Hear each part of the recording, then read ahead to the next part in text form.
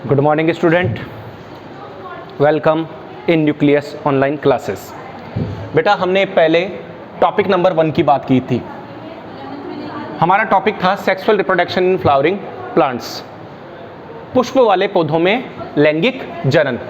आज हम उसी टॉपिक का सेकंड टॉपिक डिस्कस कर रहे हैं। सबसे पहले आज के हम अपने टॉपिक की शुरुआत करते हैं प्लांट एम्ब्रियोलॉजी के साथ। प्लांट एम्ब्रियोलॉजी का मतलब होता है पादप भ्रूणिकी। बेटा हमारा जो टॉपिक है पुष्पीय पादपों में लैंगिक जनन, इसको हम प्लांट एम्ब्रियोलॉजी के नाम से जानते हैं। प्लांट एम्ब्रियोलॉजी के नाम से जानते हैं। प्लांट एम्ब्रियोलॉजी क्या है, ध्यान से हम इसकी सबसे पहले डेफिनेशन पर बात करेंगे कि प्लांट एम्ब्रियोलॉजी क्या होता है। पादप भ्रूण परिवर्धन, यानी जैसे आपने पढ़ा होगा जंतुओं में, एनिमल्स में, मानव में, इन सब में भ्रूण बनता है, एम्ब्रियो बनता है, वैसे ही पादपों में भी क्या बनता है बेटा, भ्रूण बनता है। सरप्राइज होता है हमें क्योंकि हमने कभी सुना नहीं होता इसलिए, पर इस चैप्टर में हम देखेंगे कि प्लांट्स में भी एम्ब्रियो बनता है, कैसे बनता है। ठीक है, तो पादप भ्रूण परिवर्धन यानी पादपों में भ्रूण का विकास, परिवर्धन और उससे संबंधित प्रक्रिया को पादप भ्रूणिकी कहते हैं। मतलब समझो, जैसे मैंने आपको पहले टॉपिक में पुष्प का परिचय बताया था। पुष्प के परिचय में मैंने आपको यहाँ पर क्या बताया था कि यहाँ पर क्या होता है, बीजांड होता है। ध्यान से सुनना बेटा, यहाँ क्या होता है, बीजांड होता है। और इस भाग को हमने क्या कहा था, वर्तिकाग्र। हमने क्या कहा, वर्तिकाग्र पर कौन आ गया, परागकण आ गया। वर्तिकाग्र पर क्या आ गया बेटा, परागकण आ गया। और परागकण ने वर्तिकाग्र से यहाँ पर ये देखो एक नलिका बनाई, एक ट्यूब बनाई, और यहाँ पर ये है मादा युग्मक और ये क्या है, नर युग्मक। तो ये मादा युग्मक और ये यहाँ से कौन आ गया, नर युग्मक, और ये दोनों आप ऐसे क्या हो गए, एक दूसरे से संलयन कर गए, निषेचन कर लिया इन्होंने, और यहाँ पर एक संरचना बनाई जिसे हम युग्मनज कहते हैं। ठीक है बेटा, युग्मनज ये भ्रूण की प्रथम कोशिका होती है और यही विकास करके क्या करेगी, यहाँ एक भ्रूण बना देगी इस जगह पर। ठीक है, और इस जगह पर भ्रूण बन जाएगा और जो हमारे ये बीजांड है, ओव्यूल है, ये बीज बन जाएगा। समझ रहे हो, ये बीज बन जाएगा। इसीलिए हमारे पास जो बीज होता है, हम उस बीज को जैसे ही अंकुरित करते हैं, मिट्टी में हम उसको अंकुरित करते हैं, अंकुरित करने पर उसमें से एक नया पेड़ आ जाता है, एक नया पेड़ का विकास हो जाता है, एक नया पादप जन्म लेता है। क्यों?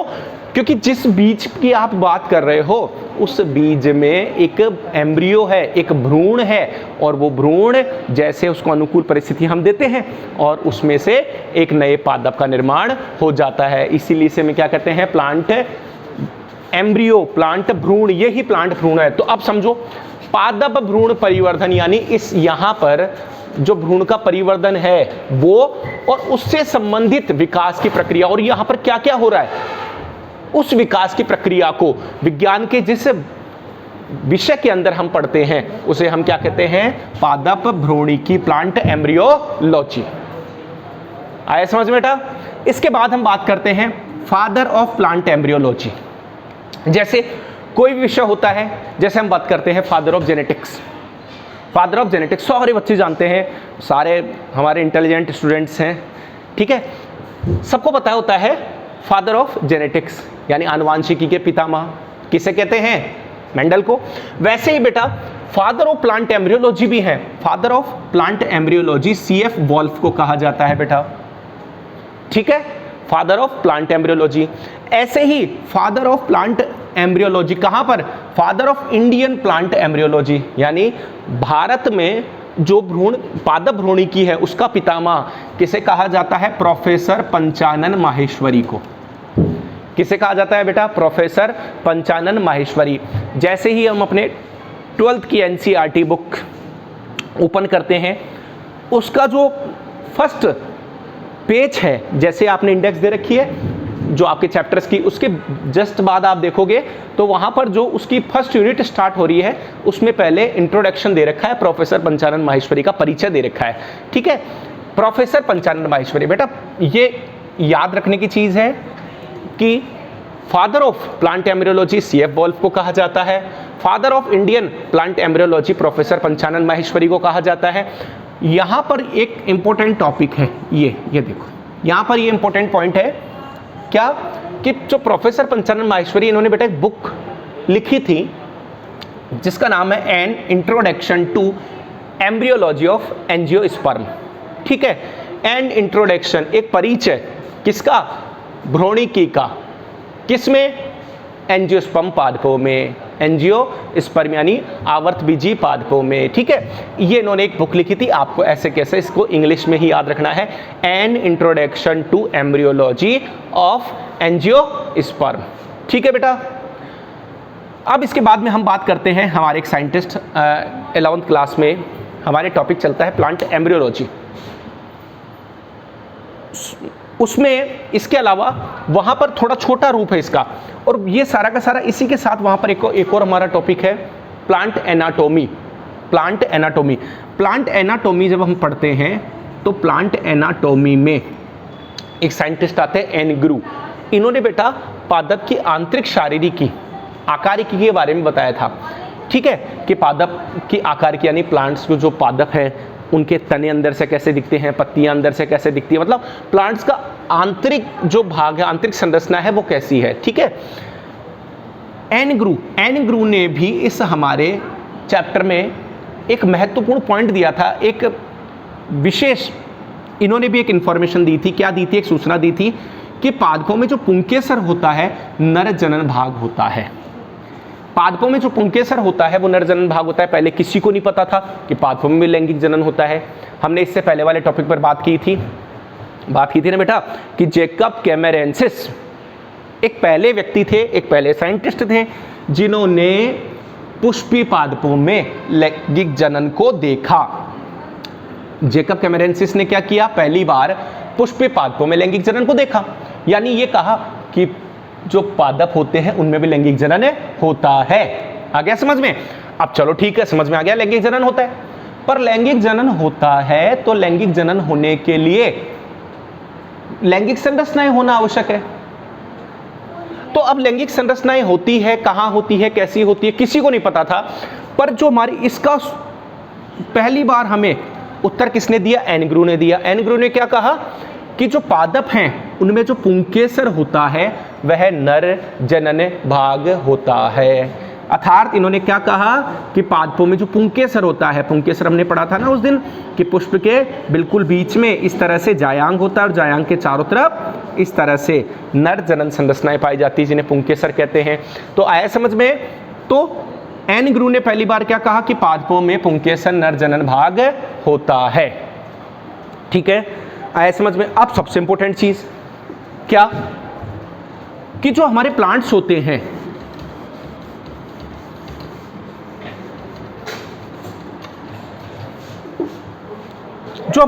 हैं उनमें सबसे महत्वपूर्ण जो लैंगिक संरचना है वो हमारा पुष्प होता है।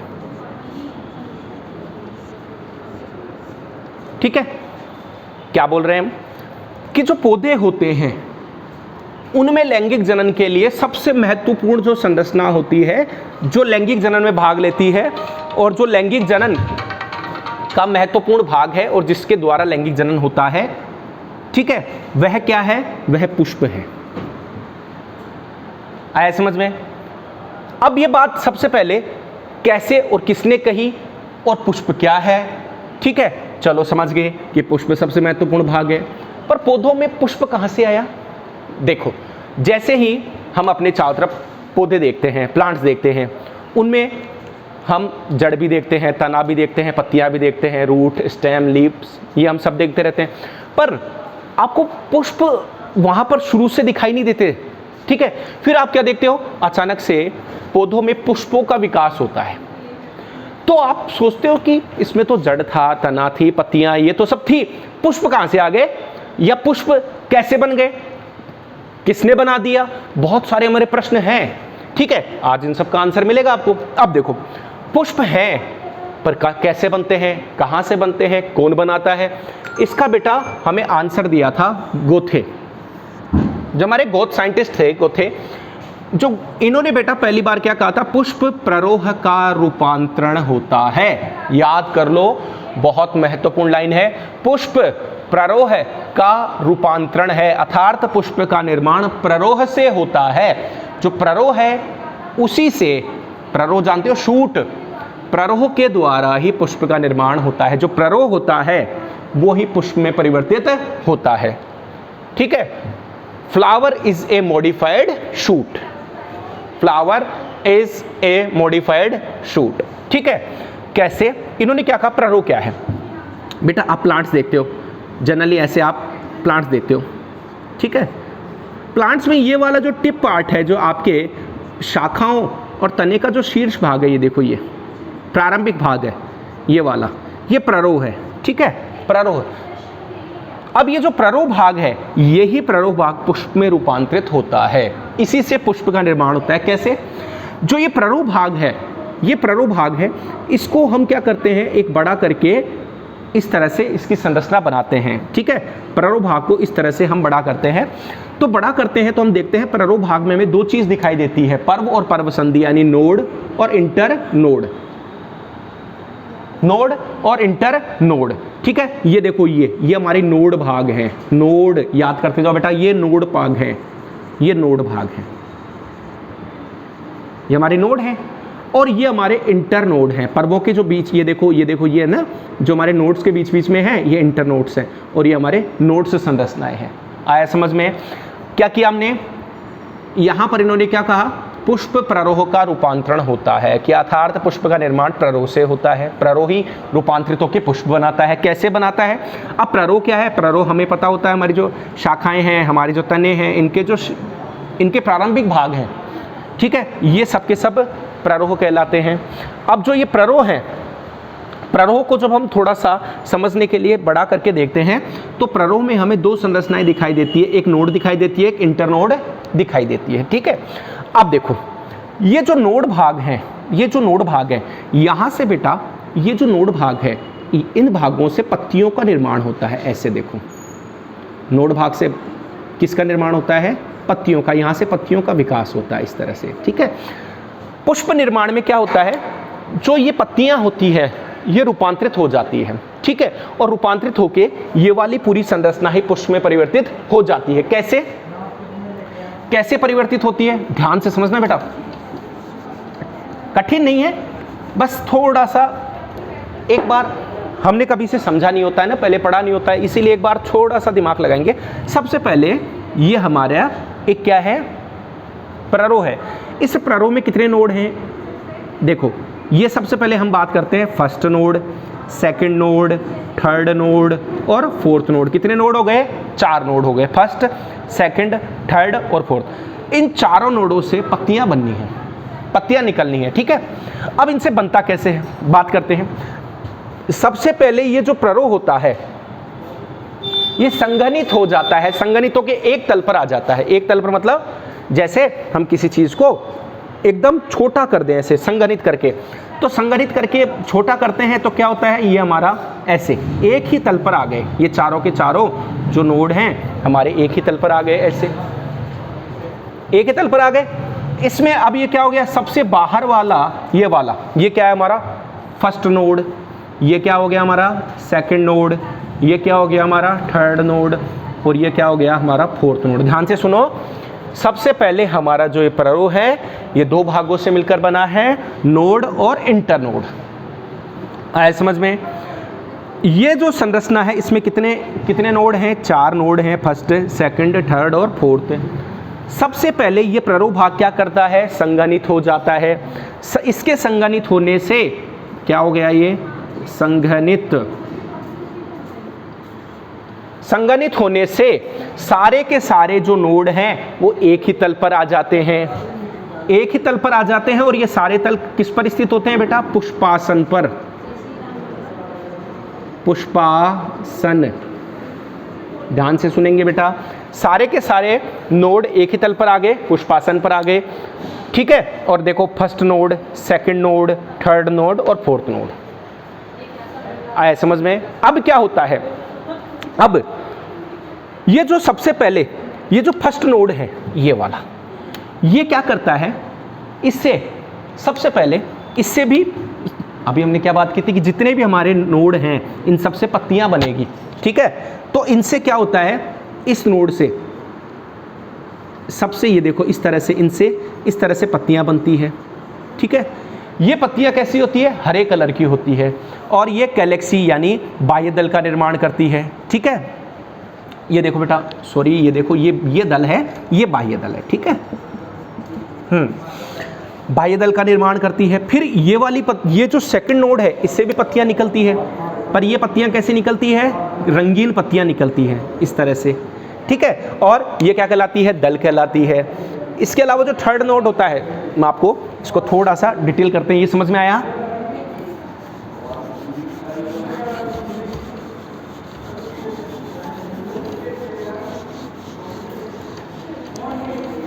देखो हमने क्या कहा कि हमारे नोड,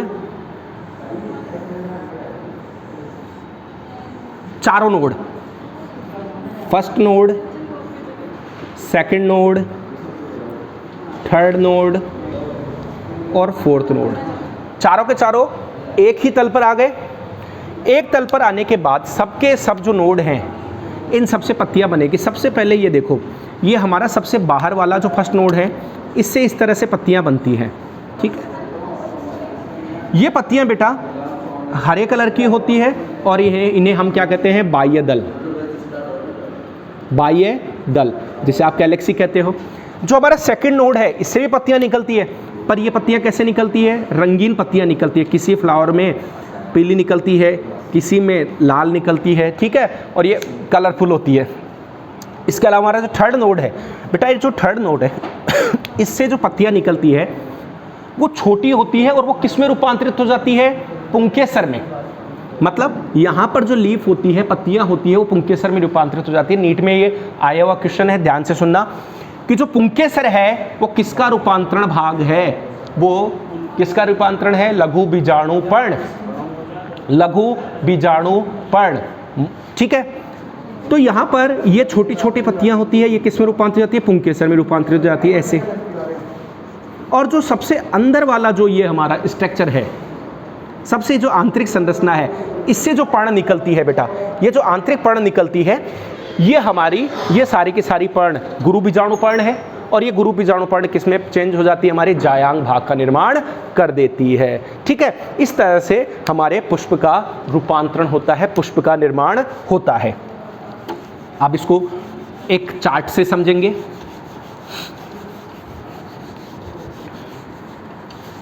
देखो बेटा, हमने अभी बात की, जैसे हमने क्या कहा कि जो हमारा पुष्पासन भाग है, इस पुष्पासन भाग पर हमारे कितने कितने कितने नोड है, first node, second node, third node और फोर्थ नोड। पुष्पासन पर कितने नोड हैं, 4 नोड हैं। फर्स्ट नोड है, सेकंड नोड है, थर्ड नोड है और फोर्थ नोड है। जो हमारा फर्स्ट नोड है, ठीक है बेटा, ये क्या करता है, इसमें से जो पर्ण निकलती है, पत्तियां निकलती है, वो बाह्य दल का निर्माण करती है। बाह्य दल का, जो ये बाह्य दल होते हैं, हमने उस दिन बात करी थी कि जो बाह्य दल होता है पूरा एक समूह है, एक पूरा ग्रुप है। ये जो कैलेक्सी है ये पूरा का पूरा एक बेटा ग्रुप है, समूह है, ठीक है। जैसे ये आपका पुष्प है, तो पुष्प में आपने अभी क्या कहा, ये बाह्य दल है। तो बाह्य दल, इन सबको संयुक्त रूप से हम बाह्य दल कह रहे हैं, कैलेक्सी। पर किसी एक लीफ को आपने तोड़ लिया, अलग कर लिया, तो इसे एक को हम बाह्य दल नहीं कहेंगे, कैलेक्सी नहीं कहेंगे, इसे हम सेपल कहेंगे। ये सेपल हो गया, ये सेपल है, तो ये सेपल है, पर समूह के रूप में हम इसे क्या कहेंगे, कैलेक्सी, ठीक है। तो ये हमारा सेपल पार्ट हो गया। जो सेपल होते हैं ये ऑलरेडी कैसे होते हैं, ये जनरली कैसे होते हैं, ग्रीन होते हैं। कैसे होते हैं, ग्रीन।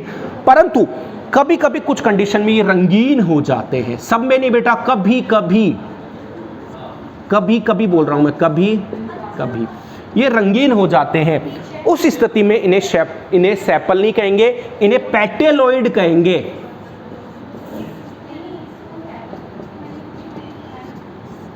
पेटेलॉइड, इन्हें क्या नहीं कहेंगे, सेपल नहीं कहेंगे, इन्हें क्या कहेंगे, पेटेलॉइड, यानी पेटल जैसे, ठीक है। आया समझ में। अब इसके बाद में हम बात करते हैं सेकंड नोड। जो सेकंड नोड होता है इससे भी पत्तियां निकलती हैं, पर वो पत्तियां कैसी होती है, रंगीन होती है। पुष्प का सबसे आकर्षक भाग होता है ये वाला हिस्सा, ठीक है। हमें सबसे जो पुष्प हमें आकर्षित दिखाई देता है, सुंदर दिखाई देता है, उसका जो मेन कारण होता है वो ही क्या होता है, ये कोरोला है, ये दल है, ठीक है। जो दल है वो भी क्या है, एक समूह का नाम है, समूह का नाम है। कोरोला क्या है, एक समूह का नाम है। पर इसमें भी हम एक यूनिट, एक लीफ निकालें, जैसे गुलाब के फूल में से आपने एक रेड कलर की पंखुड़ी को अलग कर दिया, एक रेड कलर की पंखुड़ी को तो उसे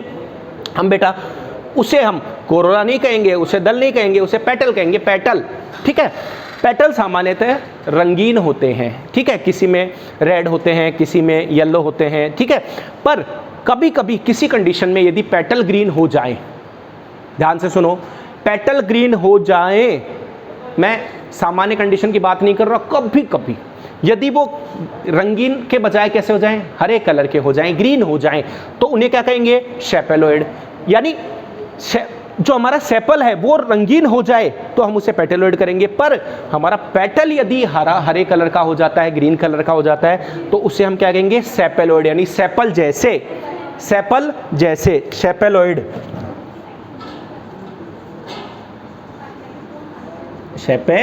सेपल जैसे। आया बेटा समझ में, ठीक है। इस तरह से हम बात करते हैं बेटा। अब हमारा थर्ड नोड की बात करते हैं।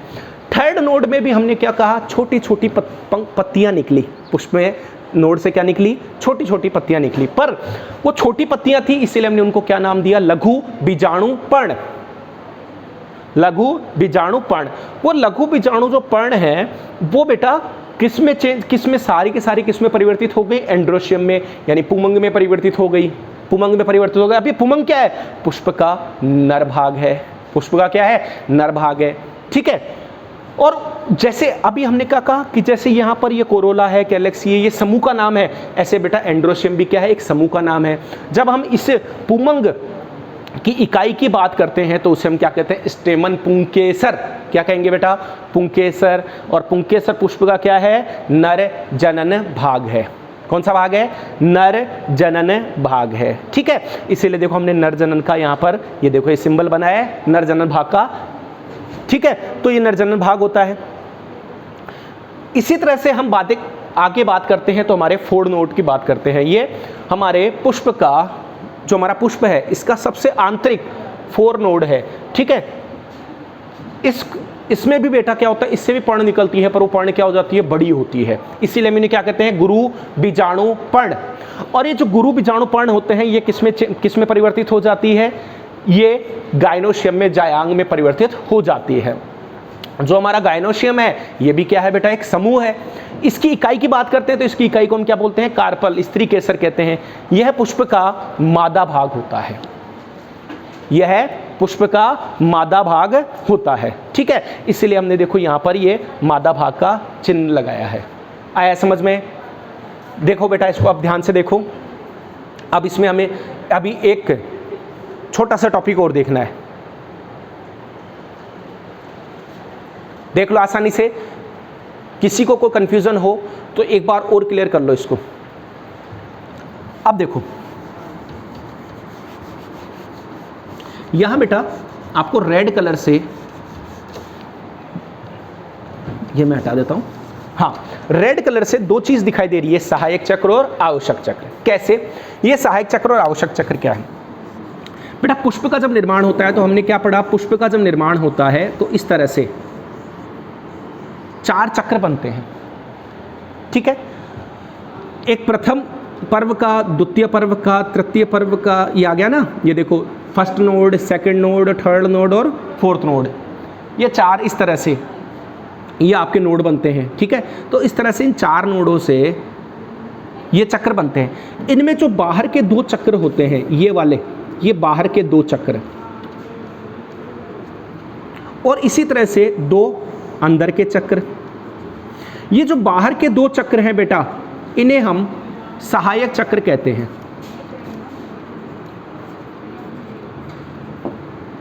और जो ये अंदर के 2 चक्र हैं इन्हें हम आवश्यक चक्र कहते हैं। समझो बेटा, सहायक चक्र और आवश्यक चक्र से क्या मतलब है। जो बाहर के दो चक्र हैं, ठीक है, ये दोनों बेटा, इनको हम संयुक्त रूप से क्या कहते हैं, सहायक चक्र। अंदर के दो चक्र हैं उन्हें हम क्या कहते हैं, आवश्यक चक्र। क्यों? बाहर के जो दो चक्र हैं बेटा, ये दोनों के दोनों चक्र हमारा क्या बनाएंगे, बाह्य दल बनाएंगे। अभी हमने पढ़ा है, सारे हमारे बच्चे बहुत होशियार हैं, इंटेलिजेंट हैं, वो एक बार में चीज़ों को अच्छे से समझ लेते हैं। तो हमने क्या पढ़ा कि सबसे बाहर का चक्र ये है, ये बाह्य दल बनाएगा, और ये वाला क्या बनाएगा, दल बनाएगा।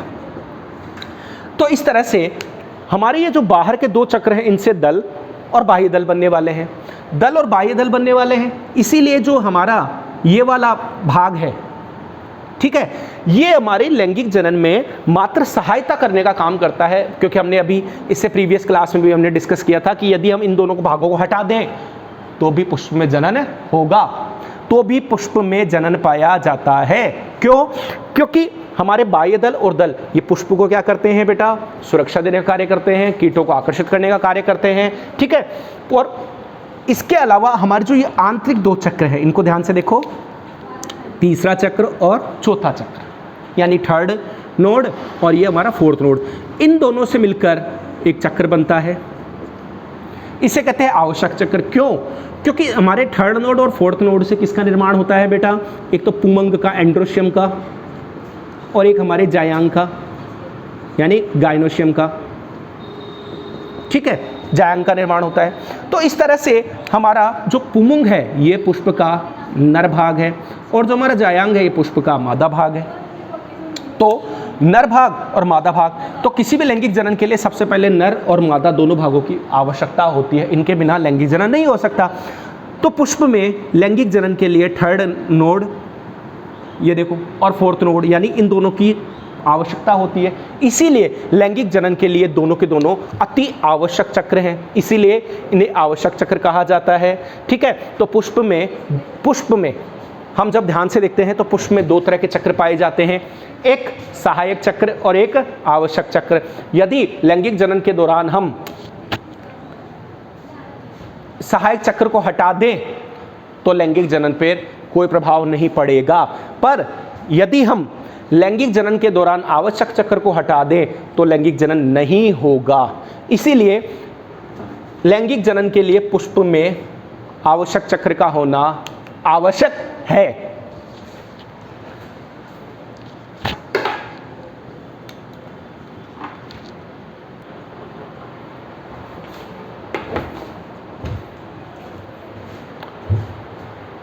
हाँ तो बेटा, हम बात कर रहे थे कि हमने पुष्प निर्माण में 4 नोड बने, फर्स्ट, सेकंड, थर्ड और फोर्थ। अब हम उसमें क्या पहुंचे, इन 4 नोडों से 2 चक्र बने। कितने चक्र बने? 2 चक्र बने, एक सहायक चक्र और एक आवश्यक चक्र। सहायक चक्र का क्या हमने पढ़ा कि उसका लैंगिक जनन में सिर्फ सुरक्षा और आकर्षण ही उसका योगदान होता है, ठीक है। यदि हम उसे हटा दें तो भी लैंगिक जनन होता है, पर लैंगिक जनन में जो हमारा आवश्यक चक्र है वो अति आवश्यक होता है। क्यों आवश्यक होता है? क्योंकि उसके द्वारा 2 संरचनाओं का निर्माण होता है, और ये दोनों लैंगिक संरचनाएं हैं। एक नर लैंगिक संरचना है पुष्प की, और एक पुष्प की मादा लैंगिक संरचना है। तो हमने क्या पढ़ा था कि हमारा जो थर्ड नोड है इससे हमारे एंड्रोशियम का निर्माण होता है, और जो हमारा फोर्थ नोड है इससे हमारे गाइनोशियम का निर्माण होता है। जो थर्ड नोड है इसको क्या करें, पुमंग, और इसको क्या करें, जायांग, ठीक है। जो हमारा ये पुमंग भाग है ये हमारा नर जनन संरचना है। ये बेटा हमारी कौन सी है? नर जनन संरचना, ये नर जनन संरचना है, ठीक है। इसी तरह से जो हमारा फोर्थ नोड है इससे हमारा गाइनोशियम का निर्माण होता है, जायांग का निर्माण होता है।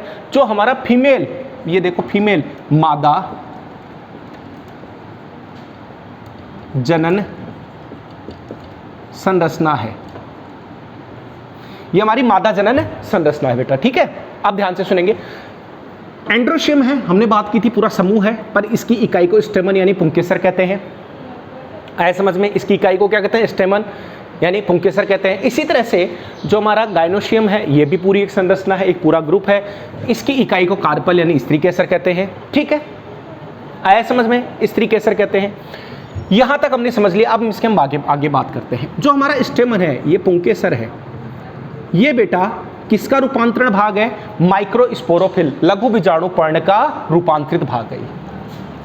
लघु बीजाणु पर्ण, ये इंपॉर्टेंट है, नीट में आया हुआ क्वेश्चन है। ठीक है, लघु बीजाणु पर्ण पुंकेसर किसका रूपांतरित भाग है? किसका रूपांतरण है? माइक्रोस्पोरोफिल, लघु बीजाणु पर्ण का। किसका है? लघु बीजाणु पर्ण का।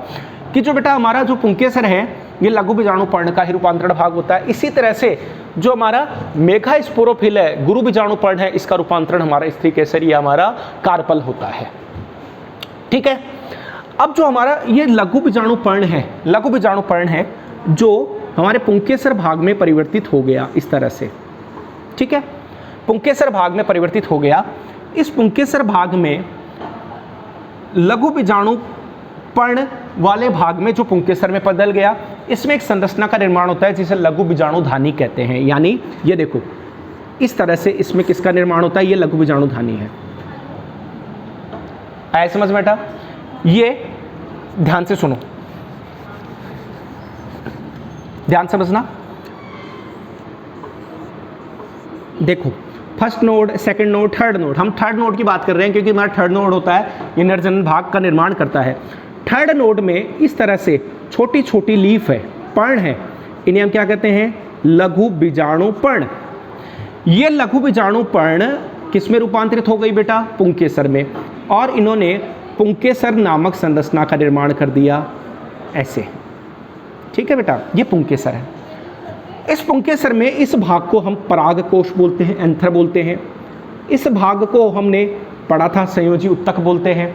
और ये हमारा जो भाग होता है, ये वाली हमारी जो संरचना होती है, ये वाली संरचना, इसे पुतंतु कहते हैं। ठीक है, आया समझ में? तो हमारा लघु बीजाणु पर्ण किस में परिवर्तित हो गया? पुंकेसर में परिवर्तित हो गया। इस पुंकेसर में लघु बीजाणु धानियों का निर्माण होता है। ये लघु बीजाणु धानियां हैं। आया समझ में बेटा? अब जो ये लघु बीजाणु धानियां हैं, इन लघु बीजाणु धानियों में इस तरह से लघु बीजाणुओं का निर्माण होता है। इन लघु बीजाणु धानियों में किसका निर्माण होता है? लघु बीजाणुओं का निर्माण होता है। ठीक है, और इस प्रक्रिया को यहाँ पर देखो, लघु बीजाणु धानी में लघु बीजाणु बनने की प्रक्रिया को माइक्रोस्पोरोजेनेसिस कहते हैं, लघु बीजाणु जनन। ठीक है, और यहाँ पर देखो इस तरह से लघु बीजाणु धानियों में लघु बीजाणुओं का निर्माण होता है, माइक्रोस्पोर्स का निर्माण होता है, और इस तरह से हमारे लघु बीजाणु बन जाते हैं। ठीक है, और यही लघु बीजाणु बाद में हमारे परागकण में परिवर्तित हो जाते हैं। कोई डाउट किसी को? क्या समझे?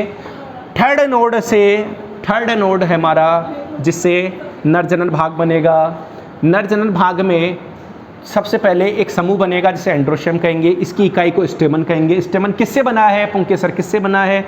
तो जो थर्ड नोड है इस पे छोटी छोटी पहले पर्ण बनती है जिन्हें हम लघु बीजाणु पर्ण कहते हैं। लघु बीजाणु पर्ण से ही रूपांतरित होकर किसका निर्माण होता है? पुंकेसर का निर्माण होता है, स्टेमन का निर्माण होता है। और इस स्टेमन यानी इस पुंकेसर भाग में जो इसका एंथर परागकोश भाग है, इसमें लघु बीजाणु धानियाँ बनती है।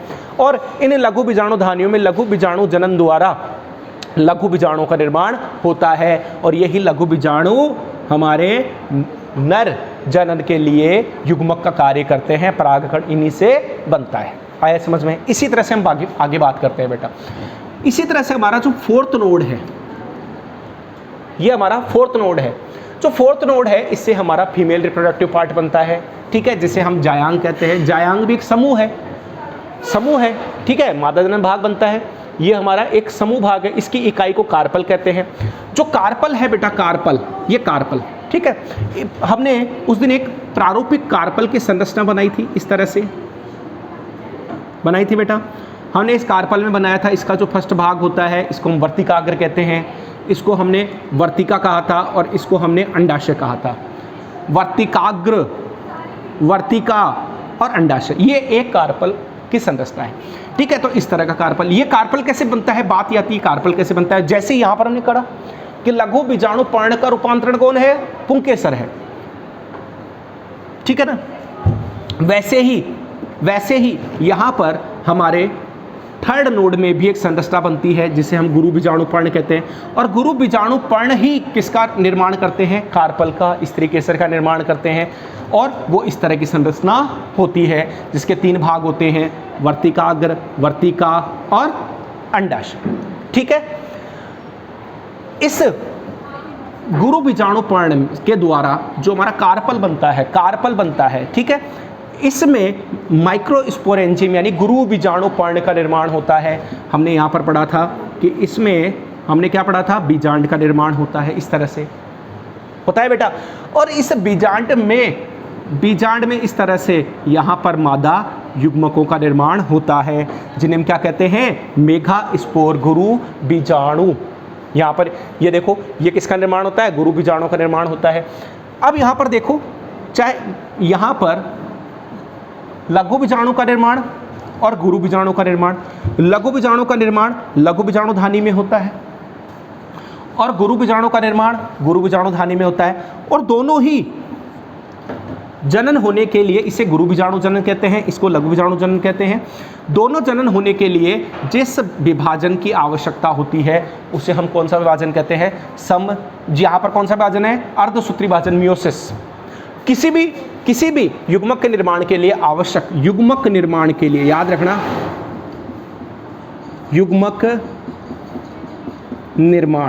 युग्मक निर्माण हमेशा अर्धसूत्री विभाजन से होता है, अर्धसूत्री विभाजन द्वारा होता है, मियोसिस द्वारा होता है।